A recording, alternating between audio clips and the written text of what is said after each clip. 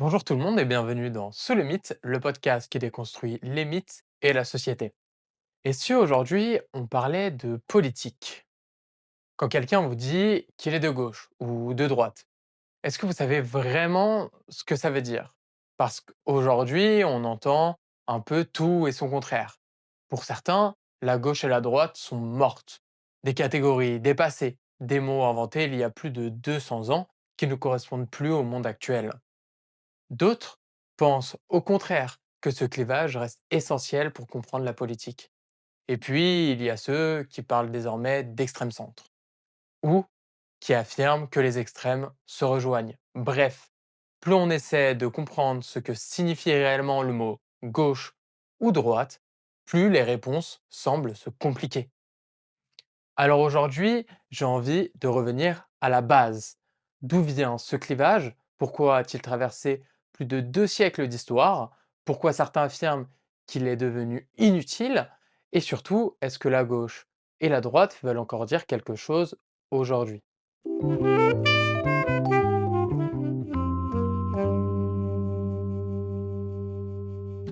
Pour comprendre ce que signifie la gauche et la droite, il faut remonter à la fin du XVIIIe siècle. À l'époque, ces mots n'existaient pas encore dans le paysage politique. On est en pleine Révolution française. Le pouvoir du roi est contesté, la société est en train de basculer. Et à l'Assemblée nationale, les députés débattent d'une question essentielle. Jusqu'où faut-il transformer la France? Petit à petit, une habitude apparaît. Les députés favorables à davantage de changements s'installent à la gauche du président de l'Assemblée. Ceux qui souhaitent préserver davantage les institutions existantes et maintenir un rôle important pour le roi s'installent à droite. À ce moment-là, personne ne se doute que cette simple disposition dans une salle va donner naissance à l'un des clivages politiques les plus durables de l'histoire. Parce qu'au fil du temps, les positions physiques deviennent un symbole. La gauche commence à être associée à l'idée de changement, à la façon de transformer la société, à la recherche d'une plus grande égalité entre les citoyens. La droite, elle, est davantage associée à la continuité, à la préservation des traditions, à la défense de l'ordre établi. Mais attention, ce serait une erreur de croire que la gauche a toujours défendu les mêmes idées ou que la droite a toujours représenté les mêmes intérêts. À l'époque de la Révolution française, on ne débat pas encore d'impôt sur la fortune, de retraite à 60 ans, d'écologie ou de mondialisation. Ces sujets n'existent tout simplement pas.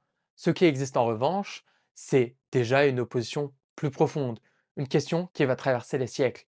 Faut-il transformer la société pour la rendre plus égalitaire? Ou faut-il préserver ce qui existe afin de maintenir la stabilité et l'ordre? Et même si les réponses ont énormément évolué depuis 1789. Cette tension entre changement et continuité va progressivement devenir l'une des principales grilles de lecture de la vie politique pendant plus de 2 siècles.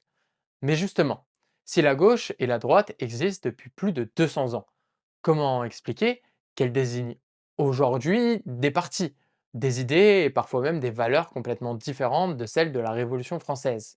Parce que contrairement à ce qu'on imagine, la gauche et la droite n'ont jamais cessé de changer.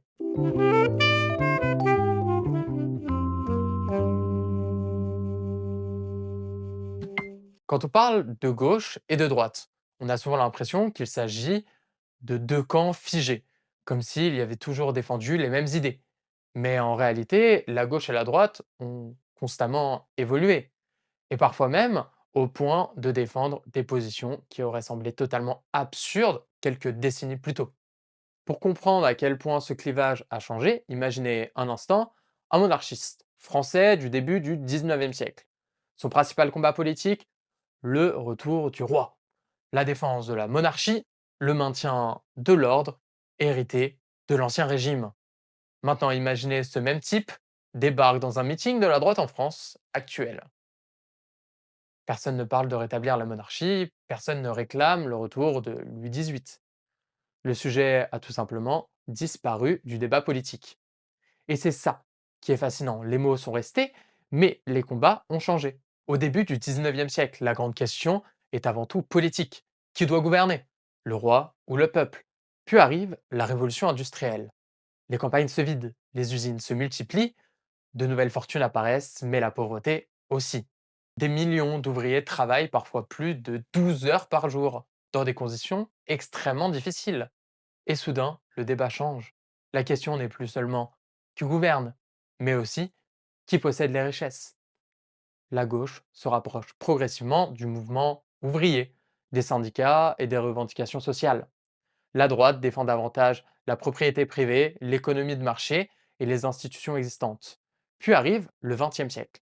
Deux guerres mondiales, des crises économiques majeures et une nouvelle question apparaît. Comment protéger les citoyens contre les risques de la vie? Peu à peu se développe la sécurité sociale, les retraites, l'assurance chômage, les services publics modernes. Le débat se déplace alors vers le rôle de l'État. Doit-on intervenir massivement pour protéger les citoyens? Ou doit-on laisser davantage de place aux mécanismes du marché? Et là encore, la gauche et la droite se positionnent différemment. Mais même cette opposition finit par devenir insuffisante, car à la fin du XXe siècle, de nouveaux sujets prennent une importance grandissante. L'immigration, l'écologie, la mondialisation, l'Union européenne, la question identitaire. Et sur ces sujets, les frontières traditionnelles deviennent parfois beaucoup plus floues.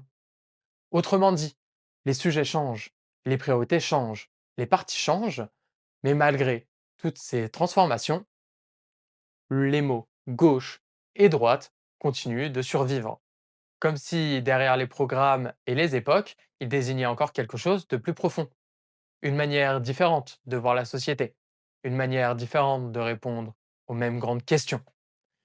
Et c'est justement ce qui nous amène au problème suivant. Aujourd'hui, quand quelqu'un se dit de gauche ou de droite, qu'est-ce que ça nous apprend réellement sur ce qu'il pense?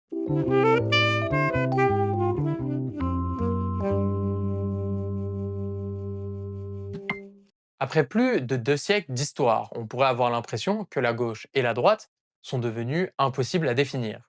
Après tout, les partis changent, les programmes évoluent et certains sujets ne se rangent jamais facilement d'un côté ou de l'autre. Pourtant, quand les chercheurs essayent de comprendre ce qui distingue encore la gauche et la droite, ils reviennent souvent à quelques grandes questions. La première concerne l'égalité. Prenons un exemple. Imaginons deux enfants qui naissent le même jour. Le premier grandit dans une famille aisée, ses parents ont fait des études, ils peuvent l'aider pour ses devoirs, lui payer des cours particuliers, l'accompagner dans ses projets. Le second grandit dans un foyer plus précaire, avec moins de ressources, moins de temps, moins de réseau. Ont-ils réellement les mêmes chances de réussir? Pour simplifier, la gauche répond souvent que non. Et si vous voulez plus d'infos sur les inégalités, je vous renvoie vers mon épisode sur Bourdieu. Sinon, la gauche considère que les inégalités sont largement influencées par l'environnement dans lequel nous grandissons. Le capital social, le capital culturel, le capital économique, le capital spatial. Oui, c'est toujours Bourdieu. L'idée est donc que la société ou l'État doivent intervenir pour réduire ces écarts. La droite, elle, ne nie pas forcément l'existence des inégalités, mais elle considère souvent davantage que certaines différences entre individus sont inévitables, voire parfois légitimes, lorsqu'elles résultent du mérite, du travail ou de la prise de risque. Une deuxième différence concerne le rôle de l'État. Et là encore, prenons un exemple concret. Imaginez que le système de retraite soit en difficulté. J'ai pris un exemple comme ça, hein. Plusieurs solutions sont possibles. Augmenter les cotisations, augmenter les impôts, réduire certaines pensions ou repousser l'âge de départ à la retraite. Aucune de ces solutions n'est neutre, car derrière ces choix techniques se cache une question beaucoup plus profonde. Quel doit être le rôle de l'État? Traditionnellement, la gauche accepte plus facilement l'idée qu'une intervention politique importante pour réguler l'économie, financer les services publics ou redistribuer les richesses. La droite est généralement plus méfiante envers cette intervention. Elle privilégie davantage l'initiative individuelle, la liberté économique et les mécanismes du marché. Enfin, il existe souvent une différence dans le rapport au changement. Imaginons qu'une société découvre qu'une partie de ses institutions produisent des inégalités ou des injustices. Que faut-il faire? Les réformer rapidement ou avancer plus prudemment pour éviter des conséquences imprévues? Bah, historiquement, la gauche est davantage associée à l'idée de transformation sociale. L'idée que la société peut être améliorée en modifiant ses règles ou ses institutions. La droite est généralement plus prudente. Elle considère souvent que certaines institutions ont survécu parce qu'elles remplissent une fonction utile et que les changements trop rapides peuvent parfois créer plus de problèmes qu'ils n'en résolvent. Mais attention, tout ça reste une simplification, parce qu'aucun parti ne correspond parfaitement à cette définition. Et surtout, parce qu'aujourd'hui, beaucoup de mouvements mélangent des idées traditionnellement associées à la gauche et à la droite. On peut être favorable à une forte intervention de l'État tout en étant conservateur. On peut être attaché à certaines traditions tout en souhaitant davantage de redistribution. La réalité est donc bien plus complexe qu'une simple opposition entre deux camps. Mais malgré toutes ces nuances, les notions de gauche et de droite continuent de structurer une grande partie du débat public. Au point que lorsqu'un parti s'éloigne de ses repères traditionnels, une autre question apparaît immédiatement. Où commence la modération et où commencent les extrêmes? Parce que si la gauche et la droite sont déjà difficiles à définir, les choses deviennent encore plus compliquées lorsqu'on essaye de comprendre ce que signifie réellement être d'extrême gauche ou d'extrême droite.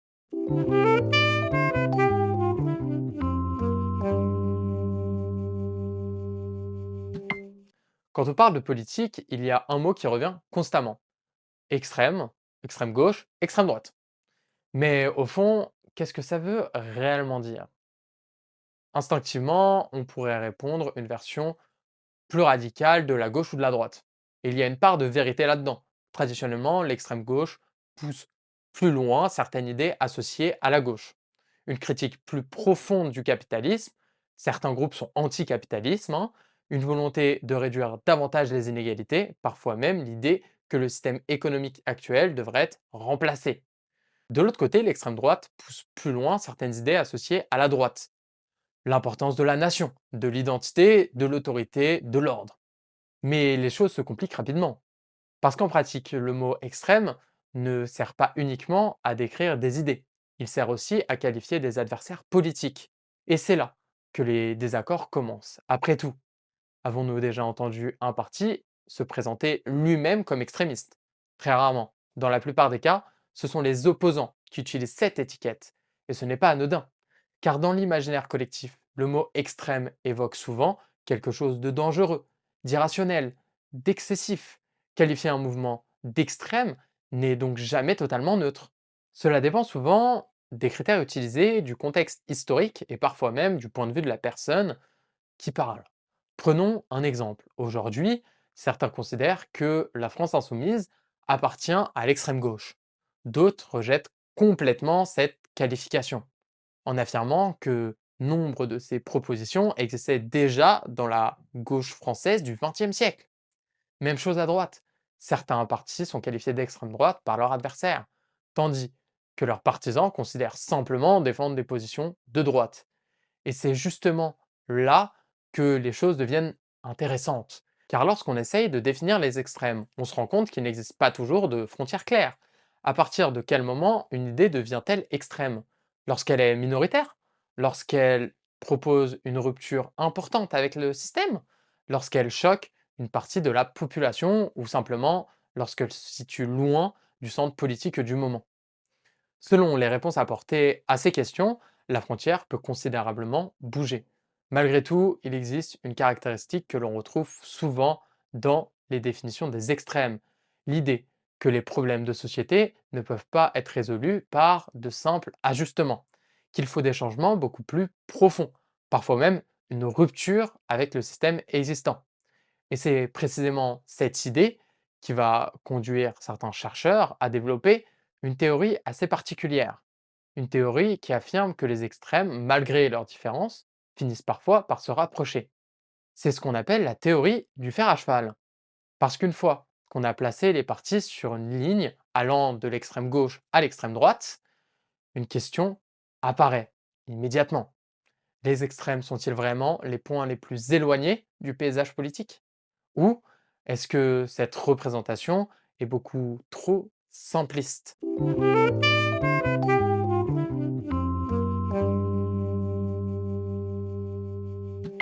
Jusqu'ici, on a parlé de politique comme si tout pouvait être représenté sur une simple ligne. À gauche, au centre, à droite, comme si on était sur une règle graduée. Et depuis longtemps, cette représentation a semblé suffisante. Mais plus les sociétés deviennent complexes, plus cette ligne montre ses limites. Car dès que l'on place les partis sur cet axe, une question apparaît immédiatement. Les extrêmes sont-ils réellement les plus éloignés les uns des autres? Ou est-ce que notre manière de représenter la politique nous induit en erreur? C'est justement cette question qui a donné naissance à plusieurs modèles. Le plus connu est sans doute celui du fer à cheval. Selon cette théorie, la politique ne ressemble pas à une ligne droite, mais à un fer à cheval. L'idée est simple. À mesure que l'on s'éloigne du centre, les extrêmes finissent par se rejoindre. Attention, cela ne signifie pas que l'extrême gauche et l'extrême droite défendent les mêmes idées. Loin de là, je n'ai jamais dit ça. Mais selon les défenseurs de cette théorie, elles partagent parfois certaines attitudes. Une forte défiance envers les élites, une critique du système en place, une méfiance envers certaines institutions, ou encore une volonté de rupture beaucoup plus importante que celle des partis modérés. Pour prendre une image simple, imaginez deux personnes qui détestent le même bâtiment. L'un veut le détruire pour construire une société plus égalitaire, l'autre veut le détruire pour construire une société plus nationale ou plus autoritaire. Elles ne poursuivent pas le même objectif, mais elles s'accordent sur une chose. Le bâtiment actuel doit disparaître. C'est précisément ce type de rapprochement que cherche à montrer la théorie du fer à cheval. Mais cette vision est loin de faire l'unanimité. Ces critiques rappellent qu'avoir le même ennemi ne signifie pas avoir le même projet. Prenons un exemple. Un mouvement communiste peut critiquer le capitalisme parce qu'il le juge responsable des inégalités. Un mouvement nationaliste peut également critiquer le capitalisme, mais parce qu'il estime qu'il affaiblit la souveraineté nationale. Même critique, motivation différente, objectif différent et solution différente. Pour les opposants au fer à cheval, rapprocher ces mouvements revient donc à ignorer ce qui les sépare réellement. De plus, lorsqu'on regarde ce qui se passe actuellement en France, cette représentation ne semble plus vraiment d'actualité. Et c'est justement en réaction à cette théorie qu'en est apparue une autre, la théorie de l'hameçon. Pour comprendre pourquoi elle est née, il faut se replacer dans le débat. Ses défenseurs considèrent que le fer à cheval est devenu très populaire dans les médias et dans le discours politique, et qu'il conduit parfois à mettre dans le même sac des mouvements qui n'ont pourtant pas grand-chose en commun. Selon eux, le véritable rapprochement se situe pas entre les extrêmes, mais ailleurs.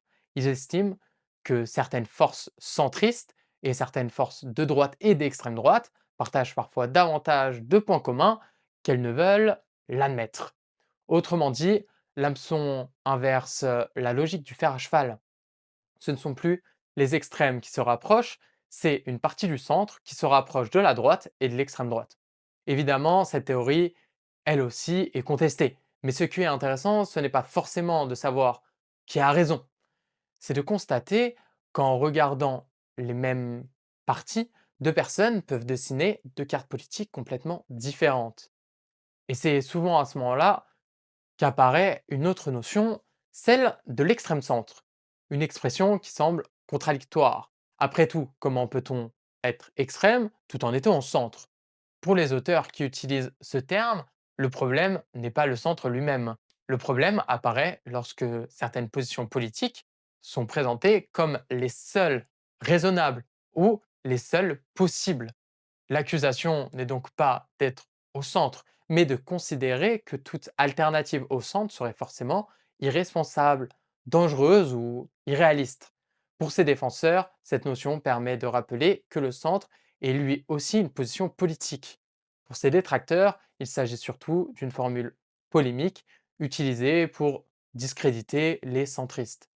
Et finalement, c'est peut-être là le point le plus important, parce que toutes ces théories nous apprennent quelque chose d'essentiel. Elles ne débattent pas seulement de la place des partis, elles débattent aussi de la manière dont on représente la politique elle-même. Et si autant de modèles différents existent aujourd'hui, c'est peut-être parce que la vieille opposition entre la gauche et la droite ne suffit plus toujours à décrire toute la complexité du paysage politique moderne. Car depuis plusieurs décennies, de nouvelles fractures sont apparues. Des fractures qui traversent parfois aussi bien la gauche que la droite, au point que certains affirment aujourd'hui que le clivage gauche-droite est devenu obsolète.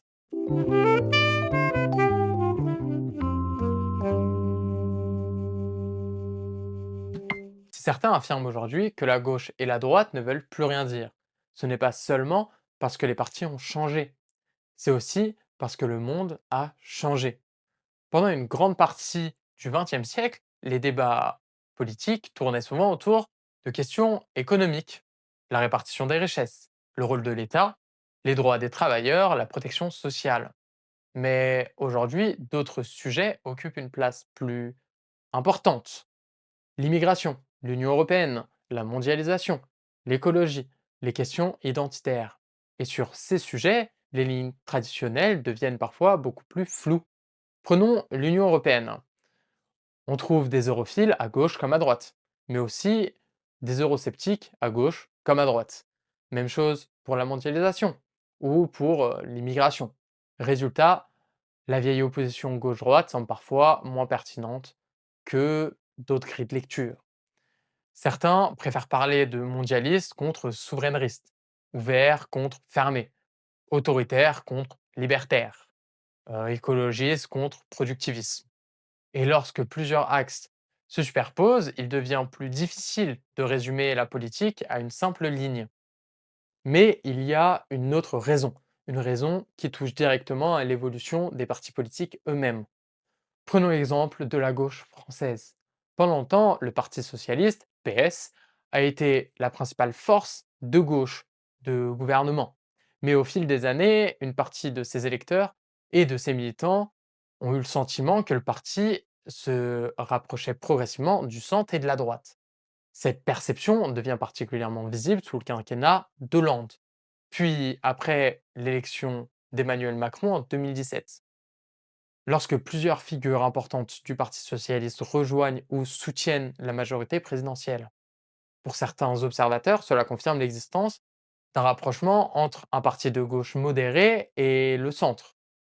Pendant ce temps, la France insoumise revendique au contraire un retour à des positions historiquement associées à la gauche, une forte redistribution des richesses, le renforcement du service public, une intervention importante de l'État dans l'économie, ou encore une critique du libéralisme économique. Et c'est là que le débat devient particulièrement intéressant, parce qu'à partir de mêmes faits, on peut raconter deux histoires totalement différentes. La première consiste à dire la France insoumise représente une forme de radicalisation de la gauche. La seconde consiste à dire les idées défendues par la France insoumise existaient déjà dans une partie importante de la gauche du XXe siècle. Ce n'est donc pas elle qui a changé, c'est le reste du paysage politique qui s'est déplacé.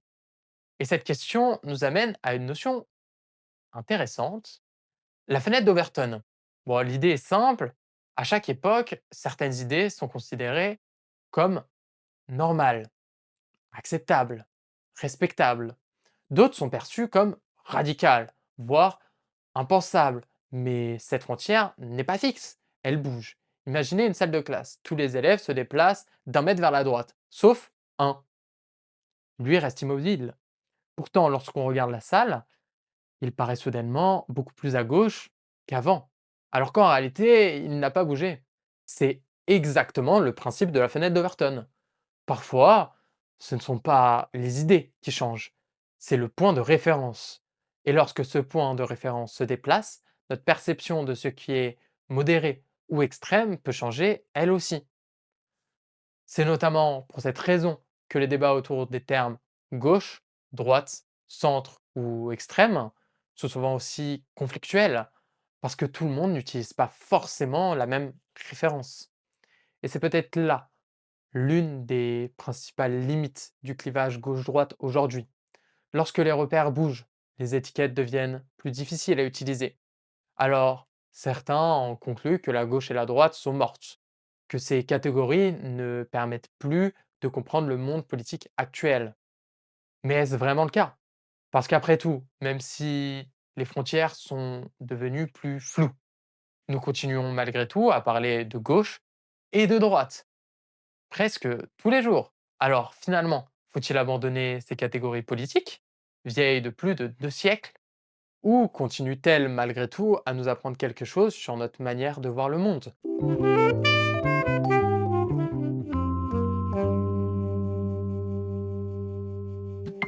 Alors, gauche et droite, ça veut dire encore quelque chose?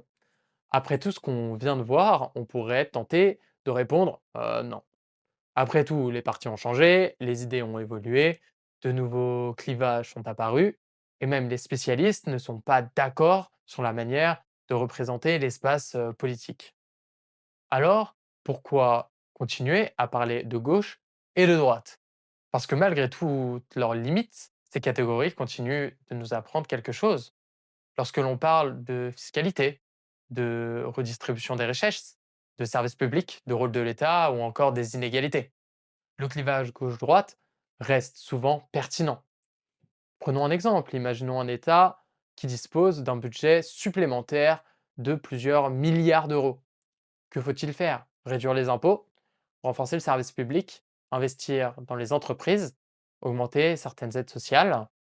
Derrière ces choix se cachent souvent des visions différentes de la société. Des visions qui s'inscrivent encore largement dans l'héritage du clivage gauche-droite. La politique est devenue plus complexe, mais cela ne signifie pas que la gauche et la droite ont disparu. Cela signifie simplement qu'elles ne sont plus les seules boussoles disponibles. Et finalement, peut-être que le véritable problème n'est pas de savoir si la gauche et la droite existent encore. Peut-être que le véritable problème est que nous cherchons souvent à utiliser ces deux mots pour expliquer un monde devenu beaucoup plus complexe qu'au moment où ils ont apparu. Merci à tous d'avoir écouté cet épisode. Bon, attends une seconde, si l'épisode t'a plu, tu peux le partager. Si tu le partages en m'identifiant, je te promets de t'envoyer un gif personnalisé. N'oublie pas de me mentionner, sinon je ne pourrais pas le faire, c'est tout. Sinon, tu peux continuer à t'interroger. Merci à Burn Sunday pour la musique, vous pouvez le retrouver en description de l'épisode, comme toutes les informations sur le podcast. Des bisous!